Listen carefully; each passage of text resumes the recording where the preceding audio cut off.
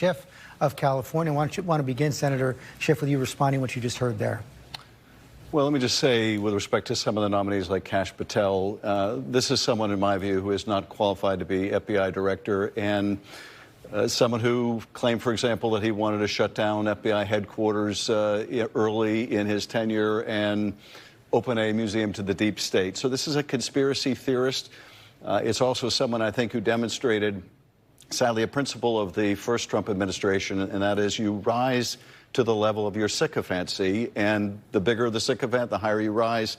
He's risen pretty high, but that's not what we're looking for. How about the question about the January 6th pardons?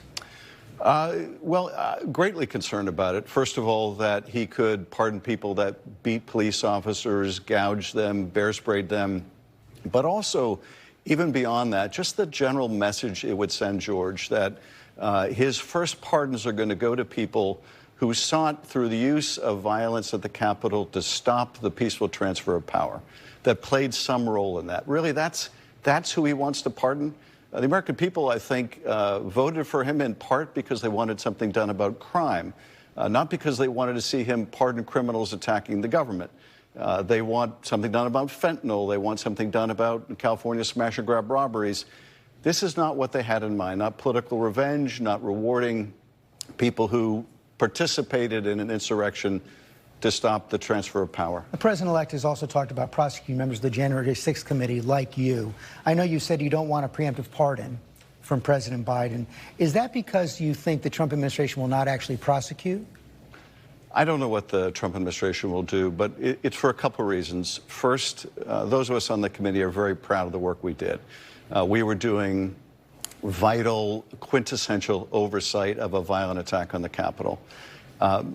So I think it's unnecessary. But second, the precedent of giving blanket pardons, preemptive blanket pardons on the way out of an administration, I think is a precedent we don't want to set. And you've communicated that to the President Biden? Communicated it both publicly and privately to the administration. You also heard Senator Schmidt say that the idea that Kash Patel had an enemies list is false. There was that list of 60 people in his book, Government Gangsters. Do those people, many members, former members of the Trump administration, many members of the Biden administration, do you think they have anything to worry about? Well, you know, I think if Patel is made director of the FBI, then all bets are off. I mean, this is someone who will do whatever dirty work the president wants him to do. So I can certainly understand concerns about him. The remedy there is not to confirm him. That seems to be his only qualification, which is blind obedience to the president.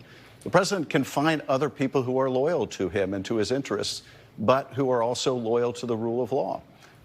Patel is not one of them. You also heard Senator Schmidt say that Tulsi Gabbard, her contacts with Bashar al-Assad and her questioning whether or not he had chemical weapons is not a concern to him. Is it a concern to you?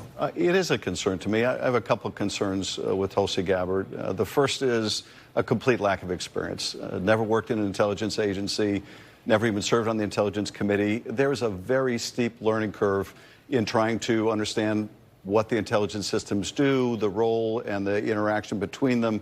Not something you want learning on the job, but also, and this gets to the point about her comments about Bashar al-Assad or her echoing of Kremlin talking points about the origin of the war in Ukraine. You want someone with good judgment in that position because they may very well be whispering in the ear of the president, this is how we should interpret this intelligence, these are the steps that we should take, this is our friend, this is our enemy. Someone that has shown that kind of poor judgment is not necessarily someone you want advising this president. Your close friend and ally of the former Speaker, Nancy Pelosi, she had that accident in Europe this week. Do you have any idea how she's doing? I communicated with her daughter, Christine, and I understand that she's recovering from the surgery well, so our thoughts are going out to her. She's an amazing person, and as strong and as tough as she is, I know she'll be back on her feet soon. Senator Schiff, thanks for coming in today. Thank you. Roundtable's up next. We'll be right back.